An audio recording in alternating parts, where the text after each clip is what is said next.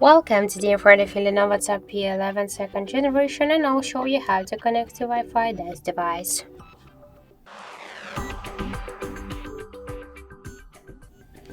So let's first open the settings application and tap to network and internet. Here click to internet section to activate or turn off the Wi-Fi. We should use the switcher. After that, you will see after activating the Wi-Fi switcher, you'll see here all of the available just networks. Let's select one from these networks. Here we should enter the password. To see this password, you should click to show password checkbox.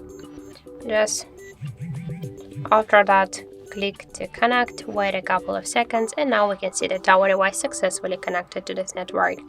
By the same way, you can connect to another networks. After that, you'll see here saved network section, and you can see all of the saved previously networks with the passwords. Also, we get one more way how we can connect to Wi-Fi. We should open the control panel and here turn on or turn off this option and this switcher, Wi-Fi switcher.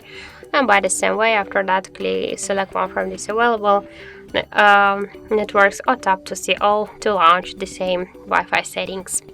So thank you for watching, and if you find this video helpful, don't forget to leave a like, comment and to subscribe our channel.